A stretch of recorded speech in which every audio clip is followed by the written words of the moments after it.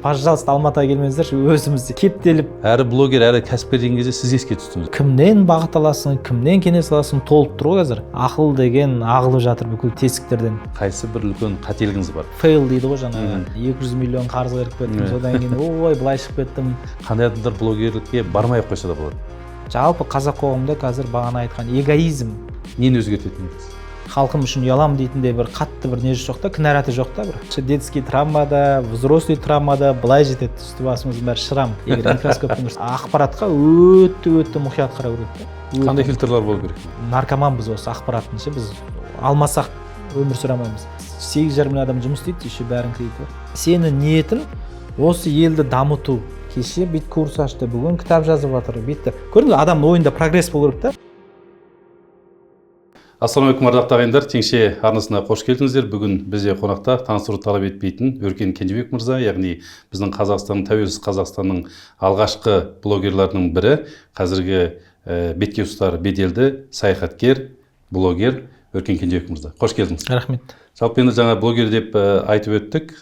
Жалпы енді осы тақырыптан сұрақты бастайын. Жалпы блогерлік кәсіпкерлік па? Әлде мысалы қарап тұрсаңыз, блогерлік көбінесе шығармашылыққа көбінесе жақындау келеді. Көп жаңағы интервьюларыңызды көрдім. Сол жерде салық төлейтіндеріңізді айттыңыз. Кәдімгідей жоспарлы, бюджет барлығы бар екен. Сіз оны кәсіп деп ойлайсыз ба? Кәсіпкерлік. Мәселе ниетке байланысты деп ойлаймын. Мәселе енді кейбір арамызда, қатарымыздағы олар жаман болса бізге сөз тиеді, или біз жақсы болса олардың абыройы көтеріледі деген секілді кейбір блогерлер, әлде инфлюенсер дейміз, аты көп қой, селебрити дейміз, кім өзін қалай атаса да ниеті ақша болып, және сол бағытта контент түсіріп, контентті тек қана ақша, адамдардың назарын өзіне аударып, сол назар арқылы ақша монетизациялауды көздейтін адамдар бар, егер кәсіп деп оны ойласа. Бірақ біз әуелі 2010 жылы бағана өзіңіз айтқандай алғаш блогингті бастаған кезде осы бір 6-7 жыл ешқандай ақшаны да басқаны да ойламай, тек халыққа пайдалы ақпарат беру, білгенімізбен бөлісу, ағартушылық дегенді ұстын қылып алған болатынбыз. Ал енді ақшасы, пайдасы, басқасы кейін келе бастады. Былайша айтқанда біз өзіміз ең бірінші бастадық та, бұның кәсіп екенін кейін басқалардан кейін білдік деп айтсақ болады. Яғни бізден кейінгілерден өзіміз үйрендік, ойбай солай ма деген секілді. Сондықтан да қандай істе болмасын, бұл жаңағы әуелгісі жаңағы ниет дейді ғой. Ниет егер шығармашылық болса, осы бағытта кеткені дұрысырақ шығарды ойлаймын. Бәрі блогинг деген ол мен мысалы бұрын 16 жыл журналистикада жұмыс істесем, соның бір 10 қанат журналист болса, сол қанаты блогинг деп ойлаймын. Өйткені ол жерде цензураға сыймаған, ол жерде бір талапқа келмеген, қалыпқа бір сыймаған жаңа тұстарды біз осы блогингті дамытқан болатынбыз. Кейін барып бұл енді коммерциализацияға түсті, түсінікті енді жарнама мен басқамен деген секілді қазір заман талабына сай. Бірақ мен үшін әлі күнге шейін бұл әлі де шығармашылық. Үлкен шығармашылық. Иә, шығармашылық. Кәсіп деп айтуға қимаймын негіз бұны. Сонда осы шығармашылығыңыздағы, блогингтағы ең үлкен мақсатыңыз қалай? Мақсат енді үлкен кішісі болсын біреу, ол осы 38 жылдық өмірімізде, 16 жылдық журналистика, 14 жыл блогингте, 16-да 23 жерде жұмыс істеген, жалпы осы өмірлік тәжірибемізді сығымдап адамдарға беру. Кім енді өзі мынау қалай айтсақ, бұл бұрынғыдай совет заманындағы емес, ешкімді қинай алмайсың. Ақпараттың еркіндігі кең. Мысалы адамдар енді ойлап қараңызшы, менде қазір 24 сағат, бір ары кетсе бір жарты сағат уақыт бар мысалы. Мен кешке келемін да үйге. Марлон Сейсенбайдың подкастын көремін ба, ана жақта Қуаныш Жанбайдың стористері тұр. Білемін ғой енді. Netflixтен сериал көремін ба, менде бары жарты сағат. Таласып тұр да, мені көрші деп. Сол секілді менде бір бәсекелі ортада бір контент ұсынушымын. Адамдар менің сторисімді көре ме, әлде басқа біреудің ақпаратын өзі біледі. Ал енді бұға дейін 227 адам таңдап қосылды ма, демек солардың таңдауына сай мен бір талғамды бір дүние ұсынуым керек та. Ақыры солар мені таңдаса, былайша айтқанда дауыс берсе деген секілді. Сондықтан да мақсат осы бір аудиторияға арнап, оларды алдамай, арзан манипуляцияға апармай, дұрыс контент ұсыну, дұрыс ақпарат ұсыну. Тұшымды бір салмақты деп айтсақ болады, ой қозғайтын деген секілді. Өйткені біз енді зергер емеспіз, бір жүзік жасамаймыз, атадан балаға мұра болып қалатын. Біз бір не деп айтсам болады, шахтер емеспіз, көмір өндіретін. Біздің енді білетініміз жазу, білетініміз сөйлеу. Ақыры енді осы екі дүниені білсек, солардан өзімізге пайдадан бөлек, түсінікті, өзімізге пайдадан бөлек, атақ, абырой, ақша одан бөлек, отбасымызды асырау деген қарапайым еркектің функциясынан бөлек осы екі дүниеден қоғамға да пайда тисе деген мақсатта, то есть барынша пайда тисе. Түсінікті, керемет. Арылса деп. Керемет. Жаңа өзіңіз айтып қалдыңыз, 23 жерде жұмыс істеп көрдім дедіңіз. Бірнеше интервьюде көрдім. Мөлшермен 3,5 жыл көлемінде осындай жұмысты ауыстырдыңыз, Сол 3,5 жыл мөлшермен 1000 күн екен. Егер 1000 күннің ішінде 23 жұмысты ауыстырып, ең соңында өзімді таптым деп бірнеше рет айттыңыз. Жалпы қазіргі көтерейін деп тұрған тақырыбым өзін тану туралы. Қалай адам өзін ең ұтымды, ең тиімді, ең дұрыс тани алады. Өйткені сіз сонша 1000 күніңізді жұмсап 23 кәсіптен өттіңіз. Ал енді бір берер кеңесіңіз өзін тану. Енді ол кезде біз бұндай жүйенің барын білмедік, бірақ қазір енді мода болып кеткен дүние ғой, икигай деген алғаш ұнатқан нәрселердің тізімін жазып шық дейді. 50 бола ма, 40 бола ма. Сосын ұнатқан нәрселердің ішіндегі өзінің қолынан керемет істей алатындарды енді бір тізімге жаз дейді, то есть қысқарт. Ұнату бір бөлек, енді қолынан келетіні бір бөлек қой. Көп нәрсені ұната береміз. Енді сол қолынан келетіндердің ішінде қайсысынан жақсырақ ақша табасың перспективасына деп айтайықшы, соны тереңдетсең, соны індетсең дегенде келеді. Енді осы тізімнен мысалы 10 болды ма, 5 дүние қалсыншы. Енді осының ішінен бір сәл қоғамға ертең пайдасы тиеді-ау деген енді бір екіше деген секілді ғой. Енді қазір сөйтіп айтады, енді өзінің ісіңді қалай табасың деген кезде. Біз енді ондай нәрсені білген жоқпыз. Сондықтан да біз мамандықты қате таңдағаннан кейін, программистті 8 жыл қате оқығаннан кейін, осы журналистикаға келгенге дейін, блогинг келгенше 23 жерде жұмыс істегеніміз рас.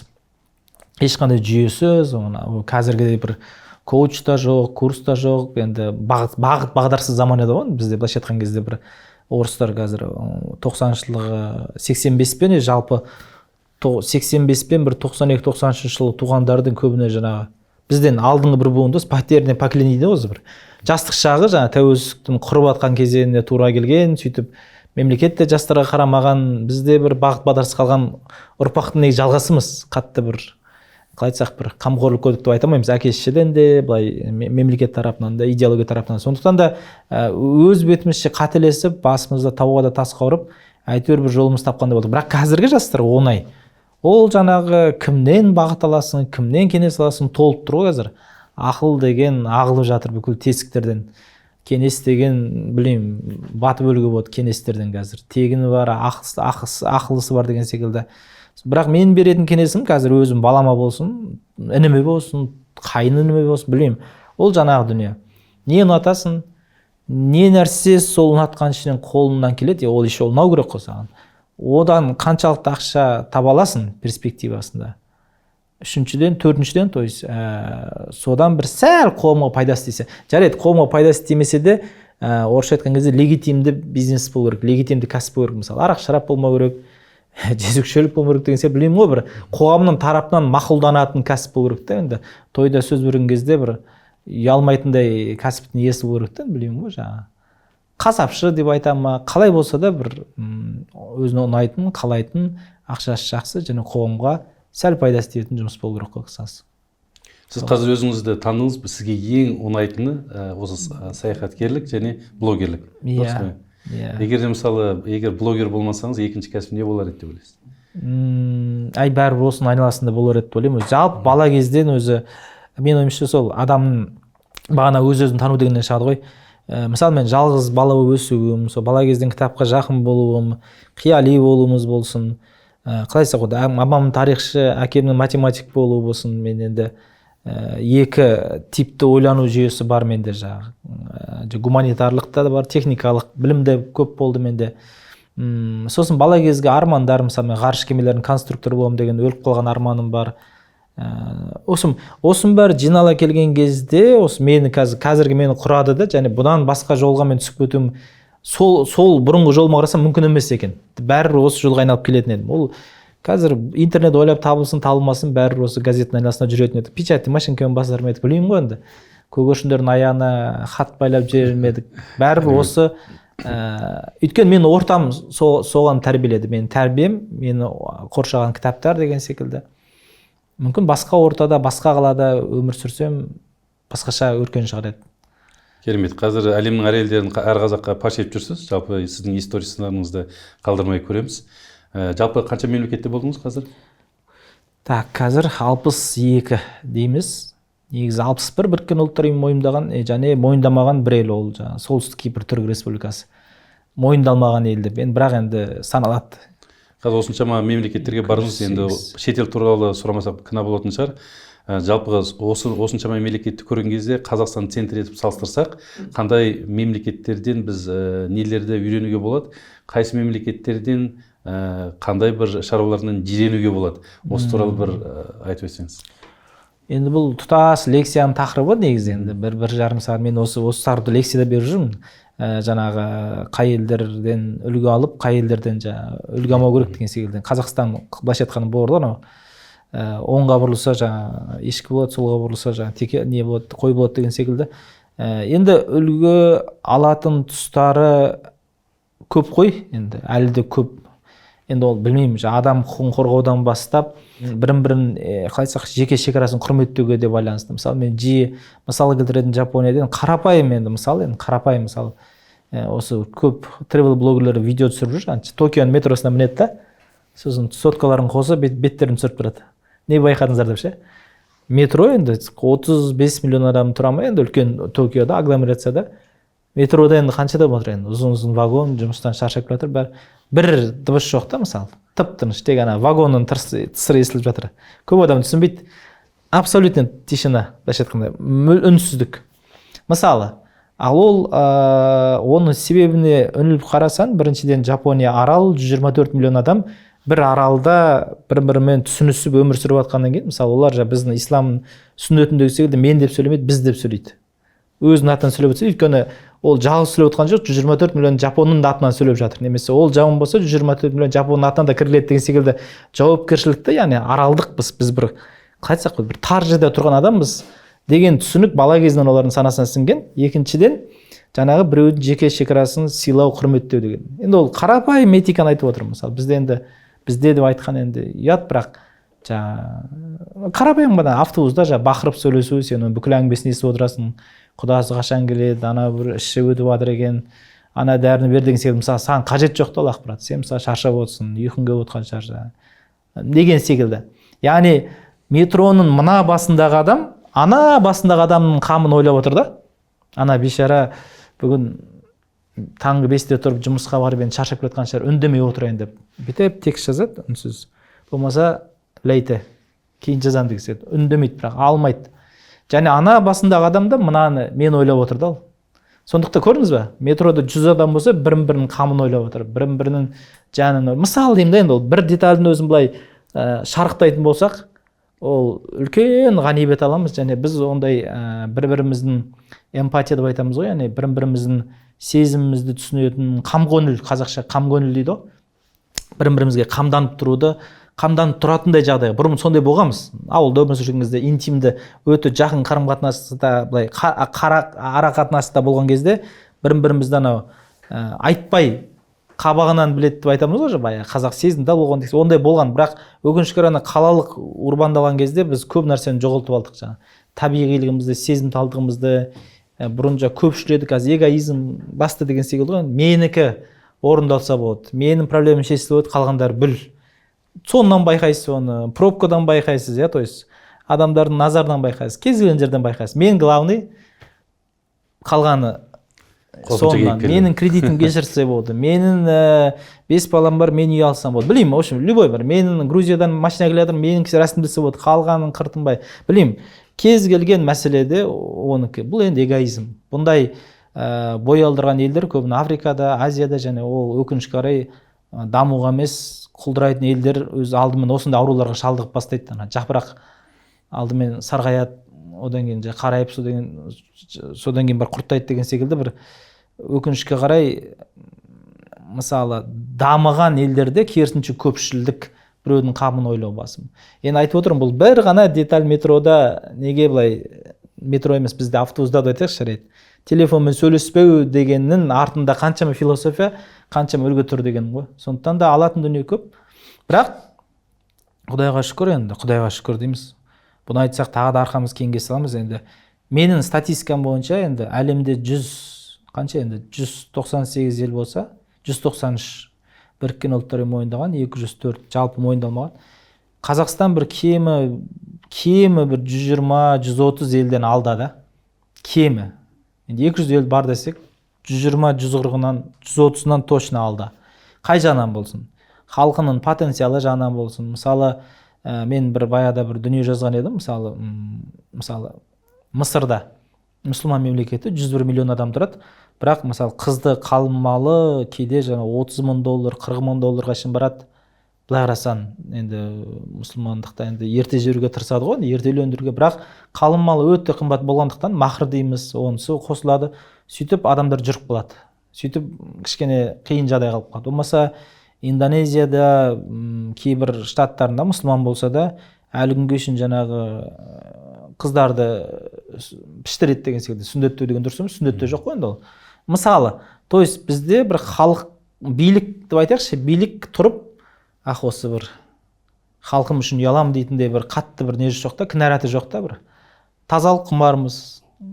Енді Қытайларды өзіңіз білесіз, ортасында өмір сүрдіңіз, ол осы бертінде ғана түзелді, жаңа тіпті енді қолтығын астын қырудан бастап көшеде түкірмеу, қатты айқайлап сөйлемеу дегенде енді олар мәдениеттеніп келе жатыр да. Мысалы Үндістанның жаңа әжетхана бар, оны айтпақ қойын, айтпаса Үндістан деген ұлы өркениет негізі. Бізге үнді цифрларын, жалпы астрономия, шахматты сыйлаған, білмеймін, олардың өркениетке қосқан точно бізден артық, бірақ настығы, ластығы бәріне белгілі. Айтайын деген плюстеріміз өте көп, бірақ сол плюстердің кейбірінен уақыттың ағымымен біз айырып бара жатырмыз да, байқамай. Мысалы, қонақжай дейміз, қаншалықты енді қонақжайымызды тексеру керек оны. Дархан көңіл деп айтамыз, енді өз-өзіміз бақтаған кезде қаншалықты дархан көңіліміз. Мысалы, мен Ауғанстанда болдым 10 күн.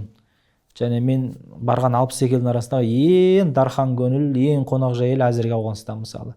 Қанша соғыстың астында өмір сүріп жатса да, балалардың жезөкшелігі, контрабанда, есіртке, мұсылмандар, шиға мен сүнниттің арасында соғыс, талибан, терроризм болып жатса да, әлемдегі ең қонақжай халық мен үшін Ауғанстанда мысалы. Мысалдары бар, оқиғалар бар. Сондықтан да бұл бағанағы өзі тану деген секілді ғой енді. Бір қазір Галлап тест дегенде бәле болды ғой. Былайша айтқанда сен бір мықты қасиетің бар, әлсіз қасиетің бар, бірақ ол қасиетті өзгертіп тұрады екен дейді. Сол секілді халықтың бойында қасиетті өзгертіп тұрады. Бұрын бізде бағана мақтайтын қасиеттеріміз етін. Қонақжайлық, кеңдік, толеранттылық, дархан көңілдік, көпшілдік дейміз. Қазір қай қабілет алға шығып кетті мен білмеймін, мысалы, шыны керек айта алмаймын. Ондай зерттеулерде жоқ шығар даже. Жаңа Қазақстанмен көп елдерді салыстырдыңыз, плюс-минусын айтып өттіңіз. Мендегі келесі сұрақ. Егер де сіздің қолыңызда бір нәрсені өзгертуге мүмкіндік болатын болса, Қазақстанда алдымен нені өзгертетін едіңіз? Енді көп дүние сол мектеп қабырғасынан басталады деп ойлаймын емес, ол жалпы солай. Және дамыған елдерді қарасаңыз, тағы да сол Финляндия, Норвегия, Швеция, білмеймін, Австрия болсын, бәрі сол мектептің бағдарламасының жүйесі дұрыс болғандығынан дұрыс азаматтар қалыптасқан да. Мысалы, экологиялық тәрбиесі болсын, айналаны ластамау деп айтаймыз ба, қалай айтсақ, мысалы, ақш-тың жаңағы мектептерінде жаңағы ақш тіпті біреуге соғыс ашып жатқан, Иракқа, Ауғанстанға соғыс ашып жатса да, оның мектептерінде идеологиямен былай түсіндірді. Біз енді әлемге және демократияны жайып жатырмыз деген секілді. Мысалы деймін да, енді мектеп қабырғасынан бәрібір адам, болашақ адамның бір, мен ойлаймын, бір 70-80% қаланып өседі. Мысалы, Кеңес одағының заманында мен бір қызығатын бір деталь болған. Енді әрине ол дұрыс емес, бірақ сонда да идеология ретінде мысалы қай бір мектептерде былай жазылады екен де, социалистік Вьетнам республикасының балаларына бүгін хат жазамыз деп жазылады екен. Бір Ақтөбе болсын, балаларына сондай практика болған. Сөйтіп хат жазылады. Сәлем, қалайсың, вьетнамдық досым, мен Совет одағында өмір сүріп жатырмын, бұйырса мен күшті оқимын, сосын мықты университет бітіремін, сөйтіп сендерге барып гидроэлектростанциясын салып беремін деген секілді. Уәде етемін. Вы пока там держитесь деген секілді ғой. Сөйтіп ана хаттар жинап алады екен да, қазақша хаттарды. Соны бір жерге өртеп жүре ме, тастап жүре ме, өйткені ол Вьетнамға жетпейді ғой. Жетсе де қазақша хат кім оқиды балалардың хатын, мысалы. 5-ші класс, 6-ші класс. 3 айдан кейін социалистік, мысалы, там қандай Сомалиге хат жазады. Африкалық досым, сен қара болса мен ақпын деген секілді. Бірақ түсімізге қарамай біз доспыз. Мысалы деймін да, тағы да жинап алады, өртеп жүреді. Бірақ ол хаттарды жазып өскен ұрпақта бәрібір интернационализм дамыды. Мысалы мен өзім ғана емес, қайда жоқ бір Вьетнамның тағдыры үшін жауаптымын. Күшті оқуым керек, өйткені ертең мен Вьетнамға барып оларды көтеремін. Жаңа біздің біліммен гидроэлектростанция салып беремін, или там не бар еді, самолет соғып беремін деген секілді. Көрдіңіз бе? Совет одағының өзінде біз жамандайтын сондай бір мектеп қабырғасынан адамдарды бір өзінің бар потенциалын ашуға, тек өзінің қамын ойлап қоймай, басқа әлемді қамын ойлайтын деген секілді дүниелерді оятуға тырысқан. Мысалы да. Сондықтан да менің қолымнан келетін егер дүние болса, ол мектеп болар еді. Мектептің бағдарламасын жалпы түбегейлі қайтадан қарастырған дұрыс деп ойлаймын. Мысалы біз Тараздан 130 километр жер, құмның ортасы, енді қалай айтсақ болады, Жамбыл Таласудан Ойға ауыл деген жер, енді сол бір ғана адамның арқасында Ділдәгүл әпкеміз былтыр қайтыс болды, марқұм. Директордың арқасында ол кісі тұрмыс та құрмады, әлде құрды, баласы болмады, өмірін мектепке арнады. Сол кісінің жанқиярлығының арқасында мұғалімдер де қорқып бізге сабақ берді, біз де қорқып сабаққа келдік. Сабақтан кейін апталықтарға қатысып, сол бізді былайша айтқанда адам болды ғой, Алладан кейін.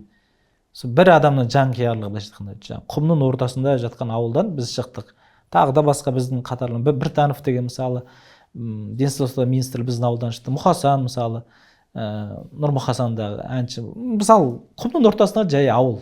Қасымызда атын айтпай қойын, неше түрлі ауылдар бар. Бірақ ондай мектеп директоры оларға бұйырған жоқ. Біздегідей география пәнінің мұғалімі, мағрипа, орыс тілі пәнінің мұғалімі, Күләш әпке секілді мұғалімдер ойға бұйырған жоқ. Мысалы да. Сондықтан да егер мектеп бар жерде бірдей сапада білім берген кезде, мысалы Финляндияда білесіздер ғой, мемлекеттік және жекеменшіктегі мектеп жоқ. Ауыл 10 кісілік орманның ортасында, батпақтың ортасында бір ауылда да Хельсинкидің ортасындағы крутой деп айтайықшы, yani прям элитный тұрған мектептің екеуінің сапасы бірдей, оснащениесі бірдей, партасы бірдей, мұғалімдердің деңгейі бірдей. Көрдіңіз бе, қандай аймақ пен Астананың арасында теңдік. Әрине ондай кезде ұлт тұтас дамиды, біркелкі дамиды да, бір қаулап, шалғын қаулап өседі, су көп жер өсіп, мына жағы қурап жатпайды, тақыр болып, сортан болып. Әрине ол бір мектеп саласы. Ол өте өзекті. Яғни біздің жетіспейтін жер бір мектеп дұрыс емес, бір мектеп жақсы. Бір тең әділ. Бізде жабай урбанизация содан басталып отыр. Мысалы, ол қалай, мысалы Астанаға жыл сайын 80 мың адам көшіп келеді. Міне бүгін айтпақшы, мен бір комментарий оқыдым. 186 мың биыл мектеп түлегі бітіріп жатыр екен. Астынан бір комментарий шығып тұрады, бір комментарий. Пожалуйста, Алматыға келмеңіздерші, өзіміз кептеліп өліп тұрмыз дейді да. Енді выпускниктер келеді ғой. Мысалы, яғни бізде жаңағы оқу орындарының дисбалансынан мектеп іздеп адамдар ауылдан қалаға көшіп келеді, Таразға мысалы. Тараздан Астанада күшті мектеп бар екен деп Астанаға көшіп келеді да мысалы. Сол мектеп іздеп жүреді. Или баласын оқу үшін көшіп келеді. Көрдіңіздер ме? Содан бізде жабай иммиграцияның бір себебі де сол мысалы. Шын ғой енді. Ал егер мектеп барлық жерде бір сапада болған кезде енді ләжі болса, әркім өз орнында қалуына, сол жерде дамуына мүмкіндік алар еді да мысалы. Бізде тек сол Алматы, Астана, ойбай қайда барасың, Алматы, Астана деген секілді ғой. Содан да әрине аймақ пен Астананың арасында теңсіздік болады. Енді бір проблема келесі проблема туғызады ғой қысқасы. Әрине. Кейбір енді ауыл аймақтан көшіп келушілер мүмкін мектебі жақсы болса да, бағанағы тұрмыс тіршілігіне қажетті бағанағы кәсіпкерлік немесе жұмыс таба алмай келу себепте. Сол ғой. Зор.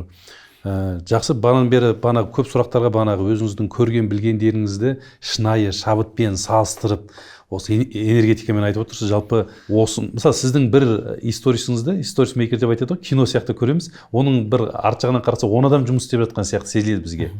Ал шынымен осыншама қуатты, осыншама энергияны жалпы қайдан аласыз? Немесе сіздің қандай бір әдеттеріңіз, немесе қандай дәстүріңіз сізді осындай бір екпінмен алға бастырып келеді? Енді ол бағана бір ғалымдардың айтқан сөзі бар ғой, сүйіп істеген ісін жұмыс ретінде саналмайды деген секілді. Сондықтан да ол біріншіден сүйіспеншілік деп ойлаймын. Яғни сен бір қандай бір дүниені рахаттанып істесең, оның шынымен де шаршағаны, әлде оны не үшін істеп жатырмын деген дүние мүлдем сезілмейді. Қазір анау коучтар жиі айтатын дүние бар ғой, мотивация бөлек, стимул бөлек. Мен стимулды талап ететін жұмыстарда да болдым. Стимул деген қалай сені қорқытып істейді, қинап істейді. Мысалы, мен госслужбада істедім, мемлекеттік қызметте. Мысалы, таңғы 9-дан кешіксен, 3 рет кешіксен, осы айда премия алмайсың дейді да мысалы. Сен өзің онсыз да айлығың аз, енді премия үшін жұмыс істеп жүрсің, ол стимул, сен қамшымен ұрады да, қорқытады сен жаңа 2 рет памперсini бүлдірсең, жаңа пішіне жемесін деген секілді, кішкентай бала секілді қорқытады да, сен қорқып жұмыс істейсің мысалы. А мотивация деген сен жағдайың жақсы, істемесең де жағдайың жақсы. Тін деген секілді ғой. Істесең сауап, істемесең күнә емес деген секілді. Жағдайың жақсы, бірақ сен қандай да бір жақсы дүниені қалап істейтін жұмыстарда мысалы. Бұдан да жоғары деңгейді қаладым, өзің кінәлісің былайша. Мен мысалы жаңа сторисім, рилсім сапасы жақсырақ болса, мен өзім үшін өзім қойған талаптан өзім зардап шегемін, яғни ешкім оны талап етіп отқан жоқ. Көп адам оны түсінбеуі де мүмкін, оның артында қанша еңбектің жатқанын жер, сағаттап монтаж, бояу, там колористика, там аудиосы болсын, сведениясы болсын, сценарий құру болсын, сторителлинг болсын. Бірақ ол өзіме, мен ең басты оқырманым өзім ғой. Ең бірінші мен ешкім оқымаса да өзім оқуым керек, және өзіме ұнауым керек. Өзіме ұнамаса ол контент шықпайды. Мысалы, менде көп дүние бар. Осыны бір жерде айттым, кажется, мысалы, мен кейбір жерге келем да, менде идея жоқ, кетіп қалам мысалы, ешнәрсе түсірмеймін мысалы. Кейде болады, бір қалаға барам, тым жоқ, 2 күн болуы мүмкін, ешқандай ой түймеймін, жаңа ой түймеймін. Енді оны біраз жерде қазір мен айтып жүрмін да, мысалы, соңғы енді елімізді әлемге қарабет қылғанда, енді елімізді қазір оятты деп те жүр, білмеймін енді. Ақырын Алла біледі, жаңа Бишімбаевтың соты мысалы, бір ауыз сөз жазып жатырмын, бір ауыз. Стористе болсын, не жамандап, не жақсылап. Өйткені адамдардың айқай сүреніне мен қосарым жоқ екен.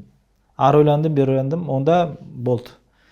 Өйткені мен үнсіздік деген позицияны таңдадым, және үнсіздік ол да менің позициям, ол да менің жауабым.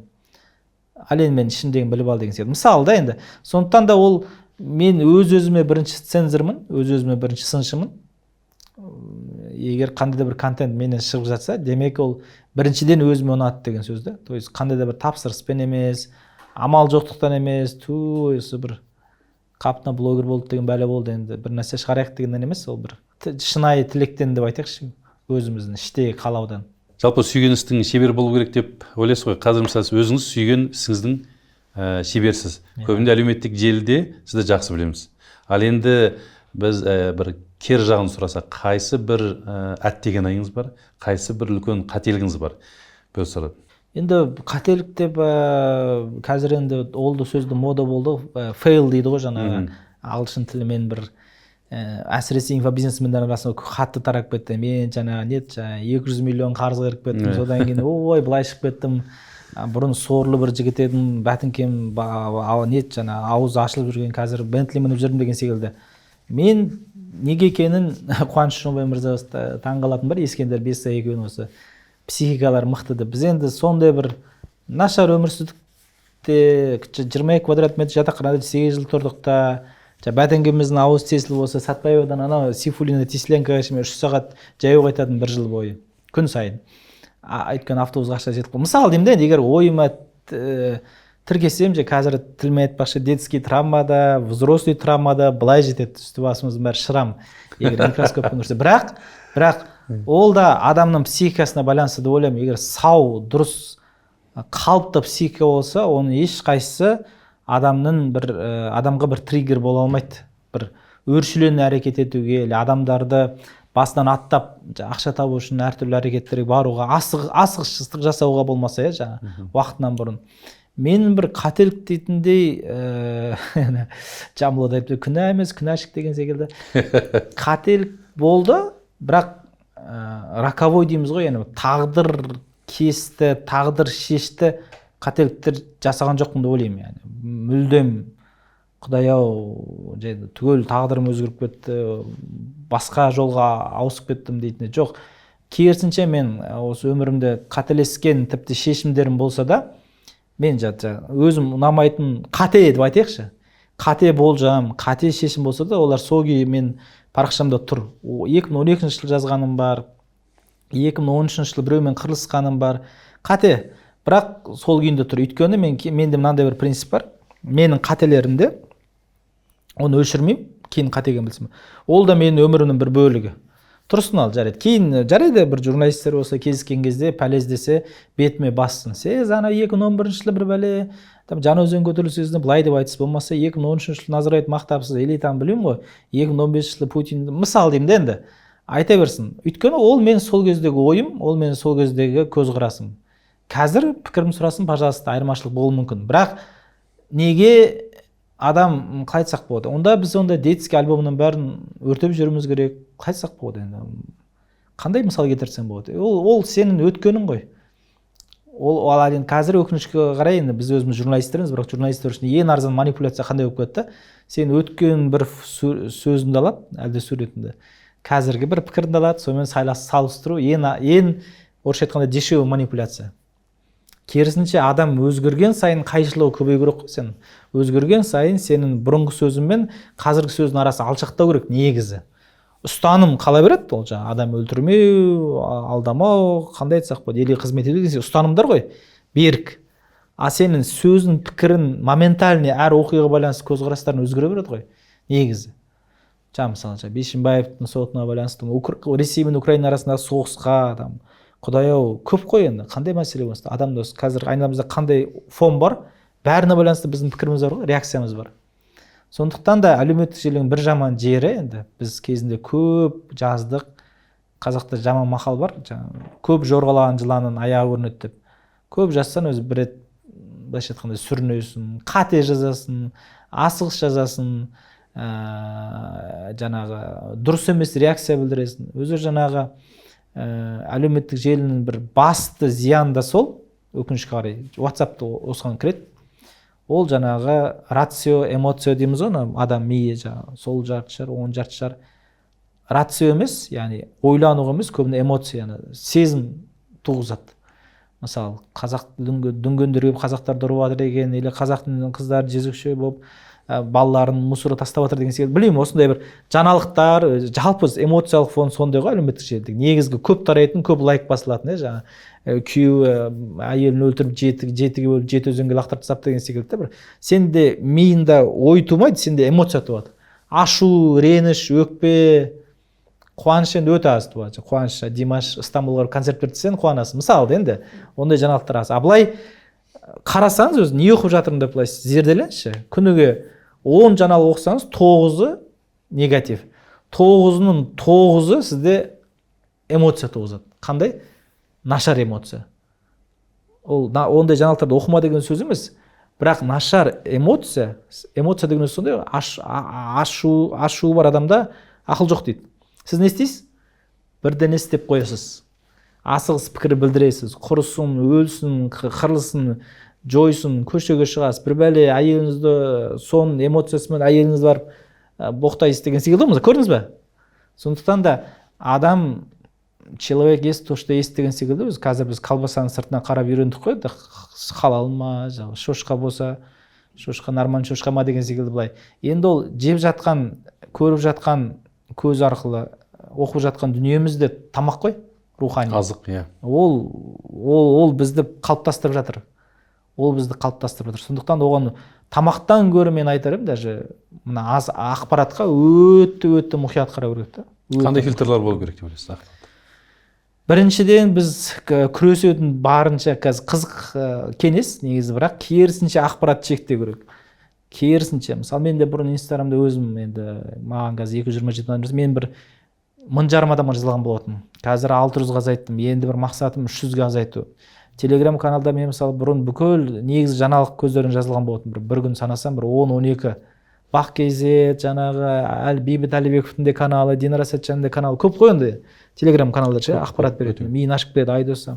Қазір мен бір 5-6 қалдырдым. Енді идеал күйінде бір 2-3 қалдырғым келеді. Мысалы, то есть ақпаратта барынша шектеу. Және шектеу деген сөз қандай? Ең сенімді ақпарат көзіне тоқтау, сұрыптау. Және ол ақпаратты басқаша бір формулировкамен, басқаша бір көзқараспен, то есть ақпаратты тура қалпында алатын емес. Бұл қандай? Қорытылмаған ақпарат емес. Керісінше сіздің пікіріңізге сай қорытылып беретін ақпарат. Мысалы мен Айдос Сарым ағамыз депутат кісі, бірақ қанша саясаттанушы, Телеграмда Сарымсақ деген канал бар.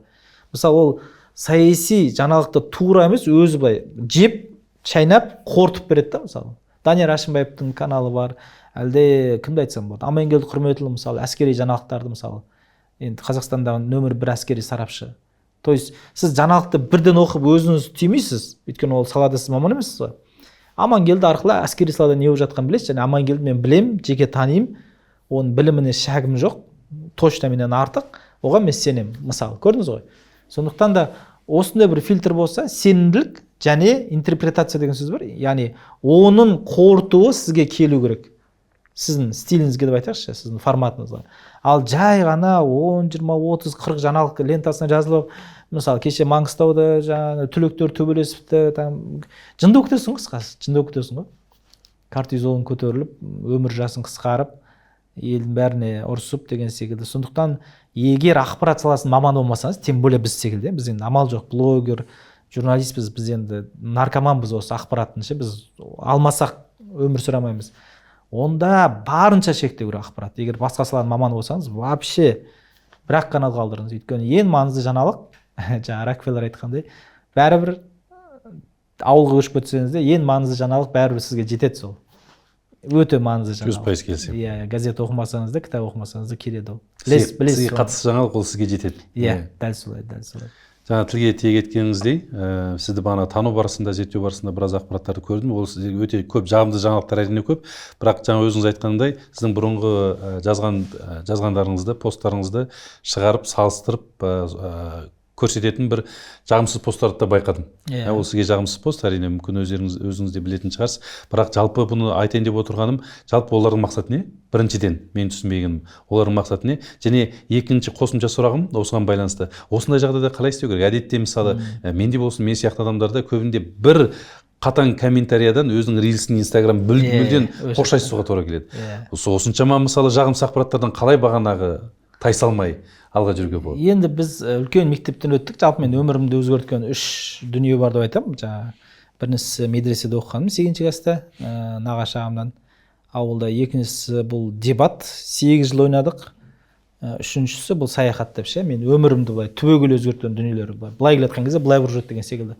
Сол екінші мектебіміз біздің дебат деген өз білесіздер сөз талас. Сен бір аргумент айтасың, сен оған контр аргумент, анау бір факт айтасың, сен контр факт, өз талас. Кез келген мәселеден шығып кету және сынға, былайша айтқанда жаңа нені теріс деп айтамыз енді. Крокодилдің терісі секілді жаңа бетін қалың болу керек жаңа. Сын ол сын. Сын ба, онда сен контр.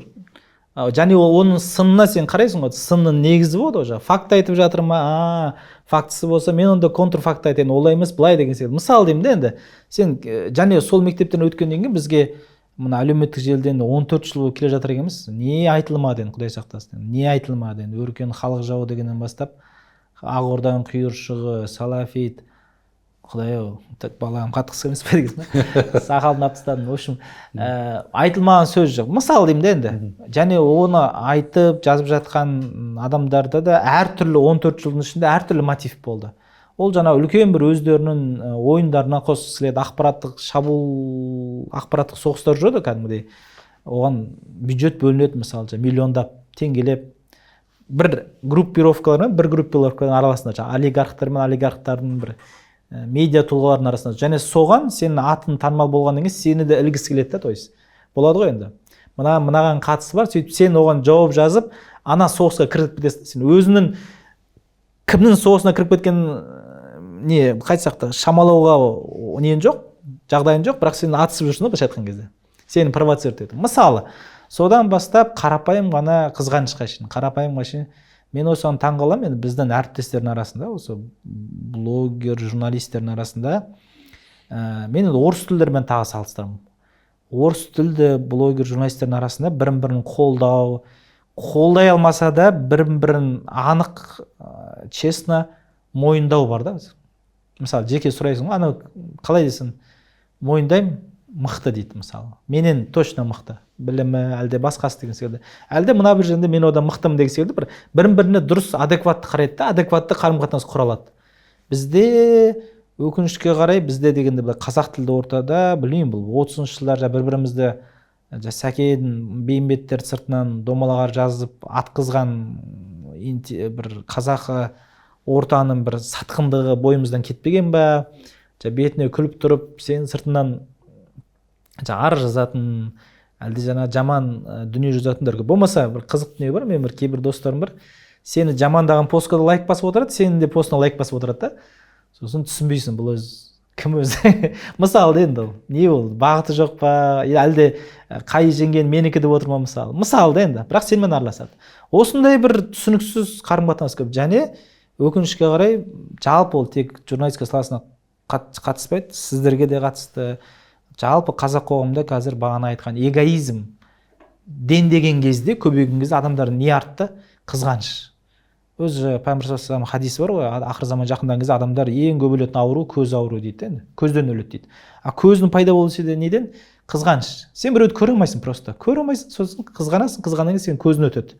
Оңбаған осың шетелге шыға береді, қай жақтан ақша батыр деген мысалы да болды, бітті. Сен ішін тарылған кезде сен көзің өтеді, сөзің өтеді. Мысалы қорғаныс болсаң сен ауру боласың, өлесің деген секілді. Bir-бірімізбен былайша айтқан кезде айдалада жүріп бір-бірімізді атып жатырмыз, көзбен, сөзбен деген секілді. Әсіресе қазір өте көбейіп кетті соңғы 10 жылда. Және сондықтан мен шыны керек кейбір адамдарды, мен бір өмірде жақын араласатын адамдарды мен сторисімде блокқа тығып қойғым.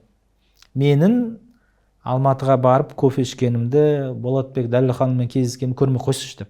Ол жақсы адам, бірақ мен ол көре алмайды.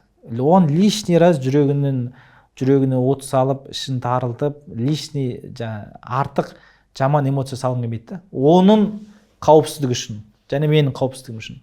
Сондай заманға жеттік. Ол тек жетістікке жеткен, табысқа кенелген адамдардың барлығын проблемасы деп ойлаймын. Және өкінішке орай бұл да алға бара жатқан қоғамның бір белгісі емес. Бізде жаңа қандай да бір адам жетістікке жетсе, соның құлауын күтіп отырады.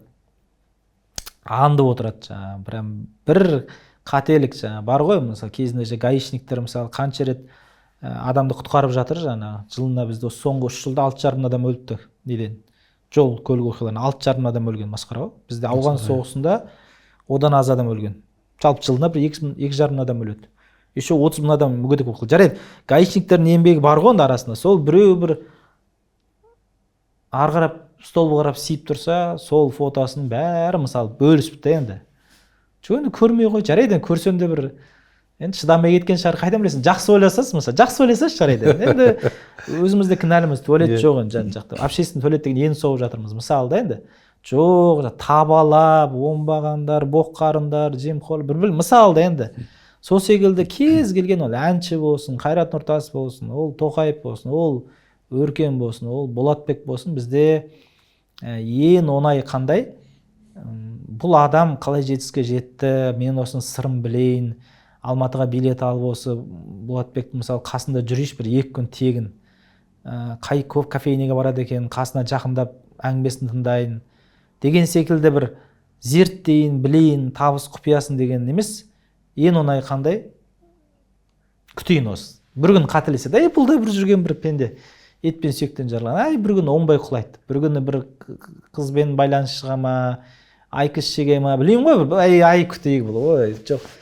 Сені білуге тырыспайды да. Сен қателігіңді аңдып отырған кезде, ал іздеген адам міндетті түрде табады. Сондықтан да бұл өсетін қоғам белгісі. Өсетін қоғамдарда, мысалы, сені зерттейді. Мысалы, даже исламға қарсы көзқарас болсын, біз енді Европада көп болған кезде, мысалы, христиан, көп қой, Нидерландыда білесіздер, бір енді праворадикал дейміз ғой, 10 жыл радикал, исламофоб саясатшы, қатты мұсылмандарға қарсы шығып жүріп, атын ұмытып қалдым енді олар. Голландтардың аты қиын ғой, Ган, Ван, Андертвен деген секілді. Зерттейін осын бір өлтіріп тұрып пост жазайшы, кітап жазайшы деп, ислам зерттеп, ең соңында өзі мұсылман болып кетеді ғой. Мысалы да, қараңыздаршы, егер ол Қазақстан жағдайында оны өлсе де, ол бір кітаптың бетін ашпас еді, зерттемес еді. Жаза бересің ғой сыртынан. Зерттемей-ақ, білмей-ақ, кім екенін біреу арқылы сұрап-ақ, мысалы, сіздің өзіңізге кездеспей-ақ, мысалы да. Сондықтан да түсінуге тырысу, бағана айтқан эмпатия мәселесі, ол кәдімгідей өршіп тұр. Енді мен қазір жиі айтып жүрген мынадай ұстаным бар. Жарайды, сен намазды қалай оқисың, Тоқаевты жақсы көресің бе, Назарбаевты жақсы көресің бе, білмеймін. Ресей мен Украина соғысында сен Украина болсасың ба, ватниксің бе әлде, маңызды емес. Маңыздысы сен екі ақ нәрсе. Біріншісі Қазақстан қылмыстық кодексін бұзбасаң болды, әкімшілік пен қылмыстық кодекс. Ол деген не сөзі? Түсініктен қылмыс жасамаса болды, жаңағы. Адам өлтіру құдай сақтасын, жаңағы бір тауық зорлау, бір бәле. Екіншісі салық дұрыс төлесең болды, то есть мемлекеттің алдында бетін таза, салығын дұрыс төлеп жатсың да, қандай адал істен, понятно, адал істен. Үшіншісі, сенің ниетің осы елді дамыту болса, мен осы осы үш шартты орындаған кез келген адаммен келісіп, осындай осы үш шартты орындаған кез келген адаммен жұмыс істесуге бармын да. Оның өткеніне қарамай, оның қандай да бір ұстанымдарына қарамай, может ол Гитлерді жақсы көретін шығар. Бірақ мына үш ұстанымы дұрыс болса, мен ол адаммен шай ішіп жүре беруім мүмкін, мысалы. Пожалуйста. Және біз өзімізге осындай бір кендік критерийін қойсақ, жаңағы қылмыстық кодексті бұзба, қылмыс жасама, салығын дұрыс болсын үкіметтің алдында. То есть кәсібің адал болсын. Үшіншісі, елдік, мемлекетшілдік миссияның ұстанымын бір сезінесің. Кейде бір адамдар қате жаққа кетіп барады да, бірақ мен кейбір адамдардың ұстанымын бағалаймын, ниетін бағалаймын деген сөз дұрыс шығар. Ахметбек Нұрсила деген сияқты кісілерін деп ойнап айтамын. Ұлт жандылық ұрып тұр да, бірақ мен үшін кейбір тәсілдер қате да, бірақ мен бойындағы ел жандылық қасиетін бағалаймын да, мен кездескен кезде айтамын, молодец, күштісіз. Бірақ кейбір тәсілдеріңіз ұнамайды, кейбір сөздер ұнамайды, бірақ адам ретінде күштісіз деген сияқты. Сондықтан да осындай бір-бірімізге кен критерийлер қойсақ, болады ғой былай, тар емес. Мысалы, батыс әлемде тағы да, мысалы, дінаралық қақтығыстар туған кезде айырмашылықтарды емес, ұқсастықтарды іздейді. Бізде мысалы айырмашылықтарды іздейді ғой. Біз орыспен мынандаймыз, дүнгенмен мынандаймыз, ингушпен бұндаймыз, оңбағандар олар мысалы шетелде керісінше қандай да бір конфликт кезінде ұқсастықтарды іздейді. Мысалы біз мысалы білмеймін, шешеммен біз мысалы бір дінdeспіз, бір НАТО пашлы бір континентте тұрып жатырмыз, енді Евразияда деген сияқты білмеймін ғой, бір ұқсастықтарды іздейді. Мысалы евреймен арада Мұса пайғамбар бар деген секілді. Мысалы енді шетелде конфликтіде сол ұқсастықтарды іздеп барып адамдарды табыстырады. Бізде сәл дүние болса айырмашылықты табасың ғой. Білібек сол. Қазақ пен қырғыздың, қазақ пен қарақалпақтардың дейсіз. Дәл солай, дәл солай. Қызық, өте қызықты, пайдалы көзқарас. Жалпы мысалы біздің тәуелсіздігімізден кейін капиталистік осы қоғамда жалпы кәсіпкерлік бір жауынан кейінгі саңырауқұлақ сияқты барлығы тырысатын сондай бір салаға айналып барады. Тура сол сала сияқты менше блогерлік жалпы елдің алдында болуда көп адамның қызығатын бір саласы. Мойындау керек. Жалпы осы блогерлікке келетін болсақ, барлық адамның қолынан келетін нәрсе ме? Жоқ, сұрағымды керісінше қойсам, тіпті қандай адамдарға кішкене жақындау келеді, оңайырақ, тиімдірек келеді, қандай адамдар блогерлікке бармай қойса да болады. Енді ешкімге ешнәрсе шектей алмаймыз, бұл енді бір нет. Сіздің тәжірибеңіз бойынша. Жалпы әркім әртүрлі бір ішіндегі қазіргі тіл мода болып кетті, бәле болды. Травмамен келеді. Мысалы, мен өткенде Ақбота Әнөрбек деген бір инфобизнесмен қыз бар, сол бір сөз ұнап қалды. Инфобизнеске келген көп адамдардың, инфобизнес деген не ол? Көп адам түсіндіру керек, курс сату, коуч болу, елге ақыл айту, кітап шығарып айтайықшы енді былай. Жалпылама тұрғыда. Көбіне досы жоқ, ешкімге айтары таусылған, қандай да дұрыс айтсақ болады былай. Әке-шешесімен дұрыс тіл табыса алмаған, бір іштен ренішті қоғамға адамдар жақсы осы инфобизнесте күшті табысу керек дейді. Өйткені олар жағы оқырман тапқаннан кейін жаңа жылай алады камераның алдында, бір ашыла алады. Және олардың травмасы қатты болғаннан кейін және шынайы ғой травмасы. Шынымен де мысалы ақшам аз болды да ресторанның алдында сығалап тұрушы едім, менюін қарап кірамай кеттім, сол мен айттым, сосын 5 жылдан кейін осыдан қарап тұрмын, осы ресторан түгел жалғаламын деген секілді. Мысалы ондай бизнесмендер бар да, өйстіп серттескен, ойлап қарашы. Или там мамама 8-ші мартта гүл сыйламадым, сосын айттым, осыдан қарап тұр 3 жылдан кейін мамама 1000 гүл сыйлаймын деген секілді. Өз-өзіне серт беріп, бизнеске келген адамдар көп, мысалы, инфобизнесте әсіресе. Сондықтан да бірінші топ ол осындай бір адамдар. Мен мысалы бір қазір енді КТК-дан аты қатты шулы жатқан бір жігіт бар енді, елді бизнеске үйретем деп енді ақшасын алып, сенімін ақтамай жатқан енді, білмеймін, ақтасын. Мысалы сол адамның өткенін қарасаң, неге ол солай тегі соншама ұмтылады деген кезде, мысалы жетімдер үйінде өскен, және бір жетімдер үйінде өскен, мен кейін білдім. Өйткені мен оның мотиві түсініксіз болды да. Үнемі бір тістеніп жүреді да ол былай. Жағдайын жасап тастаған, бірақ үнемі былай тыныш жүре алмайды. Болады. Осы болат мен мойындасыншы, так өркен кездесіп қалса, өркен мен мойындашы деген бір болады, бір адам бір ішінен бір жануарлық бір не сезіліп тұрады, рефлекс дейді бір. Бүйтіп ше тістеніп. Сөйтсем, жетімдер үйінде өскенде, ол менің теориям бойынша жаңағы бір бағаланбаған, ешкім оның жетістігін балам дұрыс, мына жер дұрыс, грамота алыпсың ғой, молодец, бетін әкелші деген секілді дүниенің бір не алмағаннан кейін бір қоректі. Бүкіл миссиясын әлемге өз-өзім дәлелдеймін деп кеткен да, мысалы. Оның қанағаты жоқ та, грубо айтқанда. Қанағаты жоқ. Миллионер боламын ертең, миллиардер боламын ертең, Илон Маск мен ойындашы деп тұруы мүмкін да, мысалы. Мысалы, бір топ осындай адамдар келеді, бір түрлі деп айтайықшы, тырнақшаның ішінде. Екінші топ ол таза шығармашылықпен келетіндер бар, біз секілді деп айтайықшы, өзімді жақсы қылғанынан емес, мәселе бұған бір дұрыс пейілмен халықты ағартайық, осы бір жолы ғой деп ше енді. Осы бір жол ғой енді, басқа қандай жол мүмкін. Үшінші адамдар бар, бұлар таза коммерциялық мақсатта келетіндер, мысалы, гиф өткізіп, адамдардың былайша айтқанда әлеуметтік желінің психологиясын біледі. Жаңағы қалай айтсақ, арзан манипуляциялардың жолын біледі. Мен енді айыптамаймын бұларды, бірақ соны кәсіп қылады. Мысалы, көшеде біреу не сыпырып жатыр, көше сыпырып жатыр, қасына келеді, апа қалайсыз, қаңызлай, каспиіңіз бар ма, кредитіңіз бар ма? Конечно бар енді. Бізде 8,5 миллион адам кредиті бар, енді мүмкін емес. 8,5 миллион адам жұмыс істейді, еще бәрінің кредиті бар. Каспиге барып 200-300 мың теңге кредит жаз, жауап берейін деген секілді. Мысалы, бір рилс дейді, адамдар қырылып жатыр. Бірақ ол оның алдында 2 рет гиф өткізіп, 3 рет ставка жарлауы мүмкін да. Және ең жаманы бізде білмеймін, адамдар неге фильтр кетіп қалған. Кейін ол адам жаман болып шықса да, айталықшы, 3 ісі жаман, бірақ бір жаңағы апаға кредитін жауап берді бір. Болды, ана ісіне бола, бүкіл жамандығына көзін жұмады да. Заты ол анаған қайырым жасады деген секілді. Және ол қолдауды біле тұра, олар әдейі істейді ғой, сондай сол ходты орысша айтқан кезде есептеп істеп отыр ғой. Мен соған жаным ашиды да, қалай айтсақ болады. Жыным келеді. Жаным ашиды емес, жыным келеді. Ей, қалай сен бір 3 жасар баланы алдаған секілді ғой, кәмпит берем деп қасына келіп, кәмпит бермеген секілді ғой. То есть біздің әлеуметтік желідегі ортан қол, орта деңгейлі аудиторияны алдау, жақсы мағынасында алдау, манипуляция өте оңай да. Вот олар жаңа адамның назарымен ақша табады, жағдайын жасайды, басқа алады деген секілді.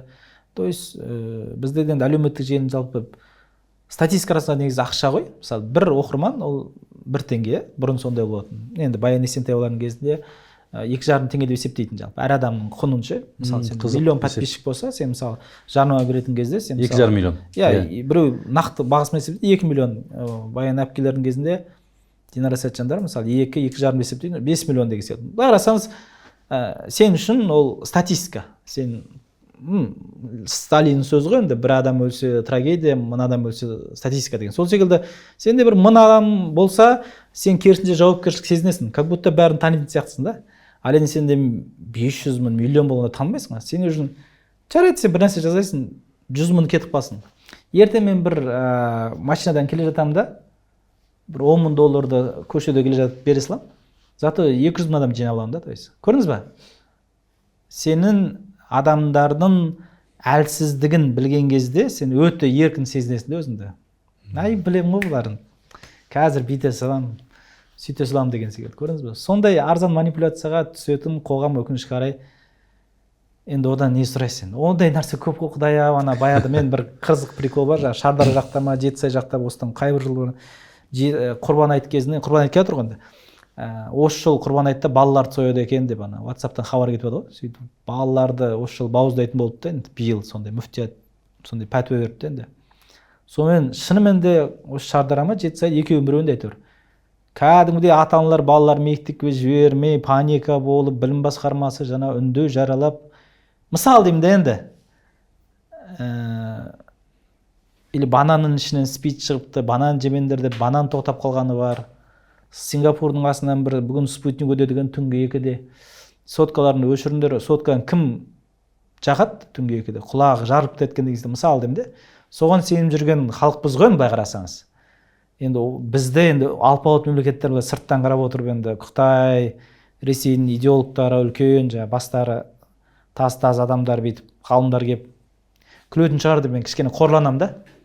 Енді өтті баланың деңгейіндегі өтірікке сеніп жүрген, сеніп емес, алдам жүрген халыққа сен оп-оңай бір манипуляция сыйласың ғой мысалы. Менше сол үшін сіздер шынайы контент жіберіп, пайдалы заттар бір деңгейін көрсетіп жатырсыздар ғой. Енді шамай келгенше енді өкінішке қарай азбыз біз. Жаңа өзіңіз айтқанда екінші категория бойынша, әрине мысалы сізге қарап бой түзейтіндер көп. Сізден басқа тағы кімді мысал келтіре аласыз? Осы мысалы орыс тілді, қазақ тілді аудитория бола берсін. Соның ішінде шынайы шығармашылық ретінде өзінің бағанағы дұрыс контент шығарып жатқан және соған қарап бой түзуге болады-ау деген мысалдарды.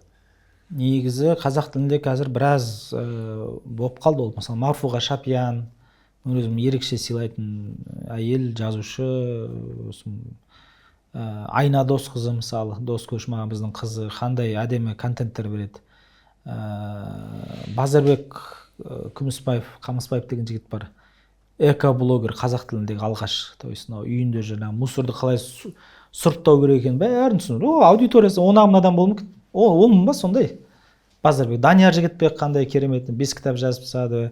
Кәдімгі жүйелі өмір сүруде енді 32-де ме 33-тегі жігіт былай қарасаңыз, біз 38-де мен өзім көп нәрсені Даниярдан үйрендім. Мәди Фазыл 7 тіл білетін полиглот, қалай тіл білудің маңыздылығын үйретіп жүр. Ол Нәрік би болсын, Абылай Кенжалы мысалы, Нұрмүбәрактың магистранты қалай дінді әдемі ғылыммен түсіндіріп жүрді, жүйемен.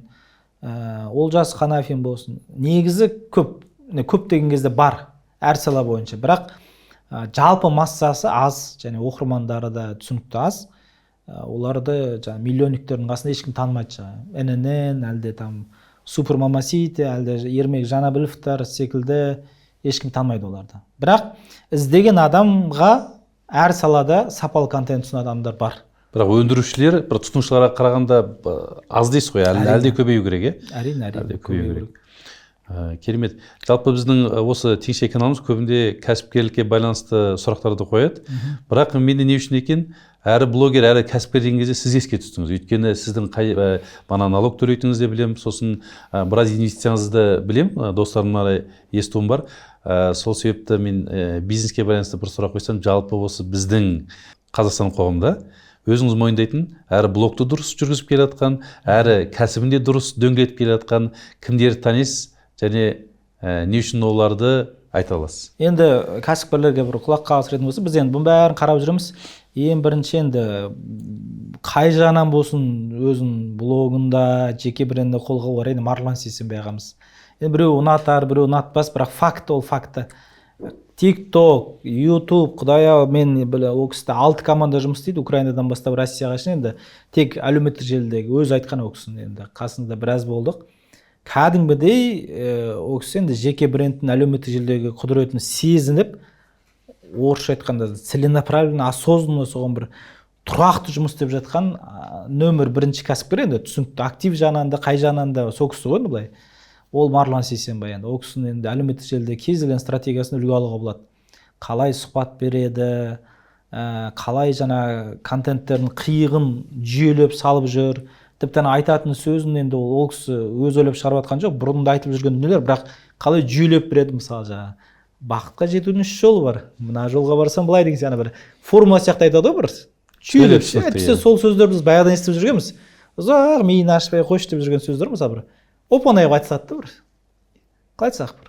Мен математикада формуласы 1+1 2 деген сияқты бір. Миында тақ етіп қона алады да бір. Екінші, мен енді үлкен кәсіпкерлерін айтатын болсам, әрине ол Айдын Рахымбаев. Айдын Рахымбаевтан көп адам ол блогерлік жағына білмейтін шығар, бірақ мен ол кісінің 6-7 жыл именно Инстаграм мен Фейсбуктағы посттары өте шебер жазылады және шебер баланста. Ол қалай? Мысалы, ол кісі мынадай пост жазу мүмкін да. Ташкентте біз мысалы биогруппа жаңа үлкен үйлерді салатын болдым, Өзбекстан нарығына кіріп жатырық деп ше. Жарайды енді, оның бәрі жазылды, жетістік. Келесі пост не болуы мүмкін? Міне мен балам мектепте оқиды, от неге шықты? демалысқа. Енді баламды биогруппта неге сылақшылардың қасына қосып қойдым. 3 ай бойы енді сылайды дейді да. Сосын келесі постта не болуы мүмкін да, мысалы таңғы 5, мына таңғы 5-те отырмын, ұйқым қанбады, Гарвард арқылы мен ағылшын тілі үйреніп жатыр. Басқа кезде мен уақытым жоқ, қайтемін дейді да. Мысалы, болмаса мамама бардым. То есть мынау кәсібіндегі жетістікпен жеке өміріндегі бір адами деп айтамыз ғой, человечный контентті әдем үйлестіреді. Мысалы 2 рет қатарынан мамама бардым, әйелімді сүйдім, 100 роза бердім деген болып кетпейді. Слащавый дейді ғой, бір тәтті контент үшін контент болып кетпейді. Жетістік болып кетпейді жаңа. Олигарх, жаңа қол қойдық, мына Тоқаевпен селфи түсін, ондай емес. Әдемі баланс ұстайды. Осыны мен бір құпиясын білемін, кім үйлестіретінді білем, және соған респект. Айдын Рахымбаев, Марлон Сейсенбай бірінші орында, екінші орында Айдын Рахымбаев, үшінші орында әрине мен Сырымбек Тауағым. Өйткені ол кісіні мен 6 жылдан бері білем, 12 елде бірге болыппыз. Міне Босния, Сербияны бірге аралап жатырмын, 14 ел болады иншалла. Және мен қасында жүріп білем, контент жасауды жаңа Марлон ағамыз деген секілді жан дүниесімен сезінеді. Осы маңызды дегенді. Қазір енді көп адамдар еліктеп айтар, амал жоқ, ой, істеу керек деген секілді бір не болады бір. Деген секілді. Жоқ, былай жан дүниесімен сезінеді. Мынау бір маңызды дүние деген секілді. Мынау бір маңызды дүние. Және енді қасында көп жүрдік қой, мысалы өзі видеоға түсіреді, бүйтіп айналып жатып, ана краннан үйренгені бар, белін жаңағы текст өзі жазады. Өзі анау иншотта тұрып, иншот деген программа бар, монтаждайтын жаңағы. Қасында тұрып аудио жазып, оны өзі бояп, өзі салып, ешқандай мобиловта жоқ, копирайтерда жоқ. Басқа адамдар, мен айтқан адамдардың 6 команда жұмыс істеп жатқан кезде, Марлон ағаларға, өзі сол жеке брендін былайша айтқанда әлеуметтік желімен жүргізді.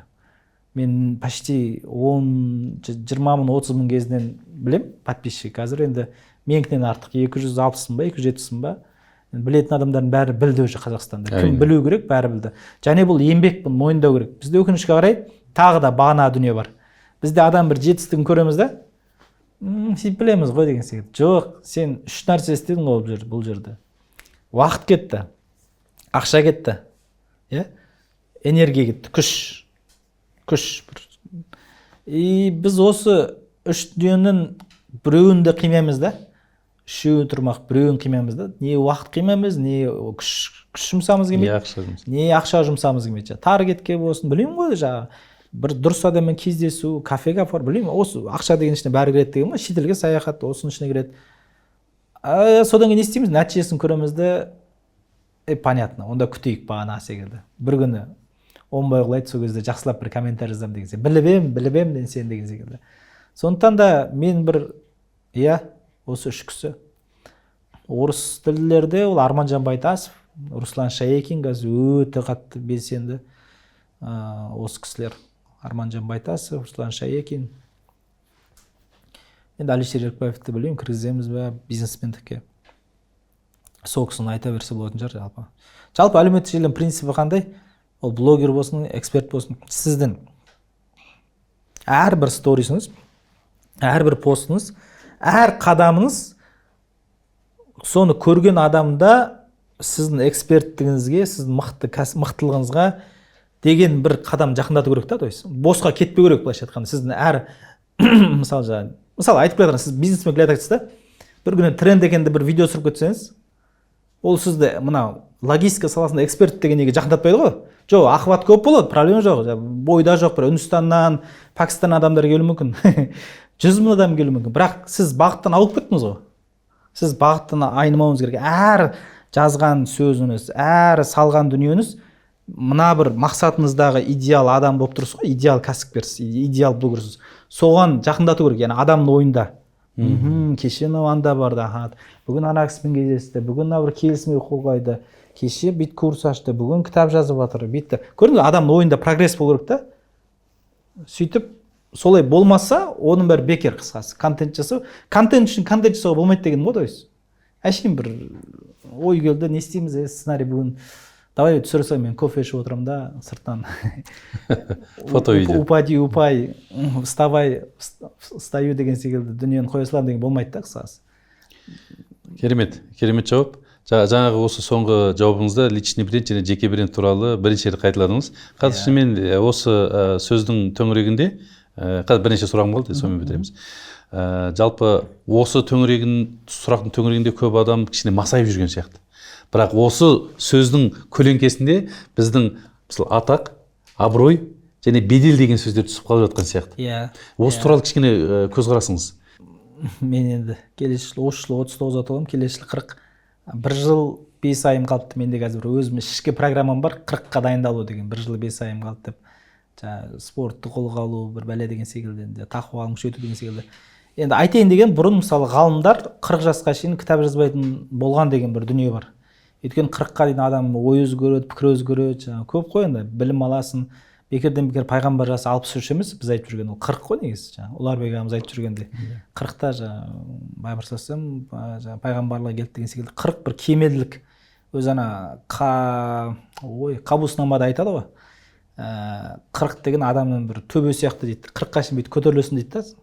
Соның төбенің үстіне шығып бүйтіп жан-жаққа қарайсың да, жайлап төмен түсесің дейді да былайша. Кемел.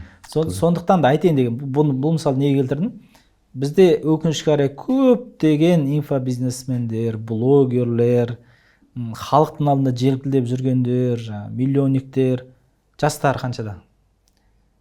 18-ден, бір ары кетсе 25 шығар. Жарайды 30 максимум, ең кәрісі деген өзі былай қарасан. Енді ондай адамда әрине қалыптасқан пікірі жоқ. Өзі адамдарға пікір таратып жүр, бірақ өзі біреудің пікірін танып жүр. Қысқасы онан өзін сұрасаң, сен өзің мына пікір сенікі ма десең, өзі анықтай алмауы мүмкін да, бұл қайдан оқыдыңыз? Кім айтты маған деген, неге бұл неге мен бұлай ойлаймын деген сөзге жауап бере алмауы мүмкін, то есть өзіне аргумент таба алмауы мүмкін да. Өйткені жас қой. Сондықтан да ондай кезде әрине шалағайлық көп болады, және оны бір атақ, әлде абырой деп айтуға келмейді. Жалпы жеке брендтің өзі 3 қағидасы бар ғой. Ол біздің жаңағы сіз айтқан сөзге келеді, атақ, абырой, беделге. Ол біріншіден жаңағы экспертность. Сен бір салада мықты эксперт болуың керек, прям керемет эксперт. Мойындатуың керек. Екіншісі танымалдылық, өкінішке қарай. Яғни экспертсің плюс танымалдылық. Жұмыс істеуің керек. Әлеуметтік желіде ойбай осындай жұмысыңды көрсетуің керек. Былай істеп жатырмын, камераны былай түсіріп жатырмын, қырып жатырмын, жойып жатырмын. Үшінші, вот жаңа сіз айтқан мәселе. Репутация деген дүние бар. Бізде өкінішке қарай репутация институты жоқ.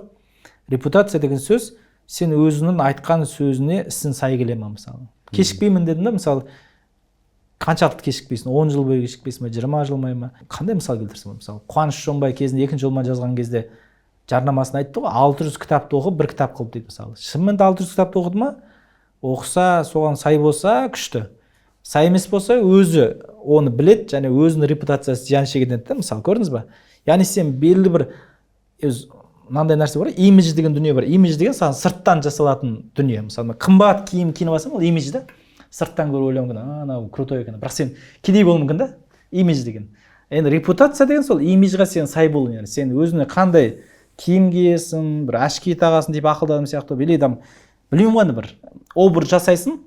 Репутация соны іспен дәлелдеуін. Кешікпейді десе кешікпеуін, ақылды десе ақылды болуын, білімді десе білімді болуын, жаңағы бар ғой. Дәйекті десе дәйекті болуын деген сияқты. Вот осы бағана сіз айтқан бедел деген сөз осы. Абырой деген сөз осы. Мысалы жаңағы Бауыржан Момышұлы или там басқа да болды ғой енді. Жаңағы Сәует батырын алмаса да енді оны 2 рет алған адамдардан да артық құрметпен кетті, мысалы да, қошеметпен бөлініп кетті деген секілді. Алла берген абырой болды да, атақты адам береді деген секілді. Сондықтан да осы репутация институты енді бізде жоқ. Вот мен айтайын, мен соңғы мысал болсын, жарайды, ол көп адамдар қызық емес. Мысалы, біздің Астанада Талдыкөл деген көл бар, соны құрғатты қазір, жаңағы үй саламыз. Мен сол Талдыкөлдің қасында тұрамын. Соған бізде блогерлер заказ түсті. Бағасы жап-жақсы. 1 миллион, 2 миллион, ондай нәрсе бар енді. Сол Талдыкөлді өркен жамандап жазу керек, қысқасы. Бір құрылыс компаниясы айтып жатыр. Қысқасы ол жер сатылып кеткен. Ана жер сасық, балшық деп айту керек. Мен айтам, ол жер сасық емес. Мен тау тура қасында тұрамын ғой. Ол балшық емес, аққулар жүреді, үйрек, анда тұр жүретін, кәдімгі былш етіп суға түседі. София Асияна кәдімгі жан-жағы қамыс, қоға. Мен келіспедім, бірақ басқалар келісті. Кейбіреу мен досым, түсінем, общежитиеде тұрады, ақша керек. 200 мың теңге шаруасы. Жазды. Талдыкөл деген Құдай самасын бір жерден шыққан су, сасық, құрғату керек оны. Зачем? Астана айласында су көп деген секілді. Мысалы да, кейін ана Астананың шетінде қамыс өртенген кезде былтыр сол Талдыкөлдің суымен өшіртті. Басқа су жоқ, оказывается. Мысалы деймін да, Бишімбаевтың өзін өткенде енді жақтап жазған үлкен атақты, енді атақты 30-40 жыл бойы бедел жинаған журналистер, сонда 500 мың теңге ары кетсе бір пост, $1000 ғой. Ойлап қарашы, 30 жыл бойы атақ жинайсың да, енді күшті мақалалар жазып. Расымен де атақ жинайсың, жаман емес. Мен кейбір сыйлаған журналистер, бірақ кейбір сәттерде бір баланың йо деген коляска 500 мың теңге тұруы мүмкін. Сен ойлайсың да, так, құрсыншы, атағы құрсын, 500 мың теңге алса, Каспийге түсе салады деген секілді. Вот өйткені бізде репутация институты жоқ. Ол адамды ертең кім амандасты, сол күйі бәрі амандасып жүре береді қолын алып ше. Ой, молодец деген секілді.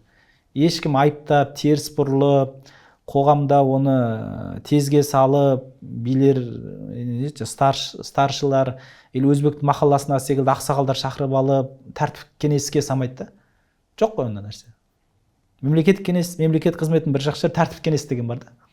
Сен машинаң бір жерде тұрса, кешкі 8-ден кейін мысалы. Даже қызметті көрген тұрса, сен тәртіп кеңеске шақырады. Мысалы да енді. Бейсенбі күні, білмеймін, галстуксыз келсең, мысалы, выговор жариялайды деген сияқты. Мысалы деймін деді. А бұда біздің шығармашылықта ондай жоқ. Сондықтан да адамдар кез келген арсыздыққа бара береді да. Ондай дүние көп, Құдай самасын. Ой, айта берсе. Керемет. Бүгінгі соңғы сұрақ. Жалпы өзіңізге қарап бой түзейтін адамдар көп. Блогер болғысы келетін, шынайы блогер болғысы келетін. Жастарға өзіңіздің бір қарапайым кеңесіңіз. Жалпы енді блогерлікті бір мақсат тұтып келмес екен деп айтам енді. Осы ана бір өзі істеп қойған адамдар үйсіз кеңес береді, бәрі ше, кәсіпкер болған адамдар балаларым кәсіпкер болмаса екен дейді деген секілді, актерлардың өзі қыздарым актриса болмаса екен деген секілді, ана өткен қиын жол деп айтады ғой, неге десе қиын жол. Бірақ айтайын деген блогерлікті бір мектеп кезінен осы болмаса бұл бір кез келген адам уже блогер біздің заманда. Кәсіпкермін, сіз де уже блогерсіз. Кім айтсақ бұл, Сәнди Бексырға деген мысалы не бар да? Визажист, макияж жасайтын. Сәнди Бексырға деген. Кувейтке барып, ол да блогер.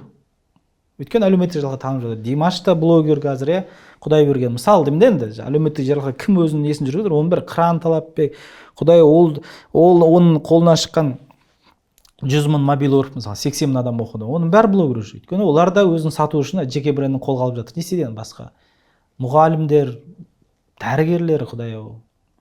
Сондықтан да бір арнайы мақсат құрып келетін бұл мамандық емес та.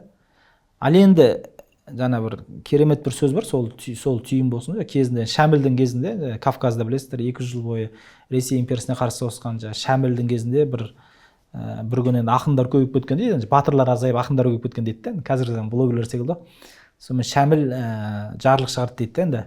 Енді ертеңнен бастап кім өзін ақынмын десе, тілін кесеміз осы. Сонда қасындағылар айтады, ой, ақындардың бәрін ертең өлтіріп тастаймыз ғой, қалай болады деген. Жоқ, шын ақын ол мен жарлығымнан қорқпайды деген екен, то есть. Расымен де сап тиылған ғой. Енді қалған бір екі адам енді шын. Сол секілді ол блогерлік деген ол сен интернет жоқ болса да, сен бір Құлсарыда тұрасың ба, Шалқар, мен секілді ойықты ауылда тұрасың ба, Құдай ау, білмеймін енді. Бүкіл әлем саған қарсы шықса да сен өзің ішінде болса, ол боласың. Болмайым деген адамға бұдан бір ақша қуып келмеген абзал деп айтар едім. Өйткені блогерліктің бір жаман жері, бәрібір сен қаласаң да қаламасаң адамдар сені үлгі тұтады. Мысалы мен ын деген әріпке тілім келмейді, байқадыңыздар ма, байқамайсыздар ма? Қазір точно бір-екі комментар жазады. Әлі күнге шейін айтады, Өркен, сіз тезірек түзеңіз, өйткені елдің бәрі сізді осы оқырмандарыңыз бір-екі поколение деген Өркен Кенжебек ынды айтпаған, нормально деп ынсыз кетеді дейді. Ын ба? Құйрығы бар, нашек сас. Мен білем ол қателігім бар екен. Мысалы деймін да, көрдіңіз ба? Сіз жақсы ниетпен болсын, сізді жаман ниетпен болсын, қайталаушылар міндетті түрде табылады. Сондықтан да өзіңіз сай болмасаңыз, контентіңіз өзіңіз түбінде адам опық жеуі мүмкін да. Түбінде адам опық жеуі мүмкін. Және ең қиыны, бағана секілді ғой. Адам кейде арман қуып өзі дайын болмаса, кейде жастығын өткізіп алады, уақытын өткізіп алады, кейін дұрыс мамандыққа барайын десе уақыт өтіп кеткен да, мысалы. Орысша айтқанда ни туда ни сюда болып қалады да көп адам. Ол да керек емес. Мысалы біз бәрібір 16 жыл журналистикалық мектепте пісіп, 5 газетте істеп, 3 сайтты ашып, жауып, 9 жыл хабарда жұмыс істеп, Қазақстаны бар. Мен жалпы журналистикада 10 жұмыс ауыстырған екенмін. Сол багаж бар да енді. Егер біз блогер болсақ, простительно орысша айтқан кезде. Өйткені біз ана деңгейден өттік. Ал егер ондай деңгейден өтуге сіз құлқыңыз болмай, мен қазір барам да жыртам бір Арбатқа барып жаңағы Қазақстанда қазақ тарихын Кереймен Жәнібектің аттарын қанша деген сұрақ қойып 5 мың теңге таратып 50 мың подписчик жинап алып, сосын ертең оларға курс сатып байып кетем деген нәрсе ойыңызда болса, ол енді түбінде жақсылыққа апармайды негізі, түбінде. Керемет сұхбат болды деп ойлаймын. Бір сағаттан артық уақытыңызды, қымбат уақытыңызды бөліп, құнды пікір кеңестер айтқаныңызға үлкен рахмет. Шынайы осы барлық біздің оқырмандар атынан алғысымызды айтамыз. Көп рахмет. Рахмет. Жақсы.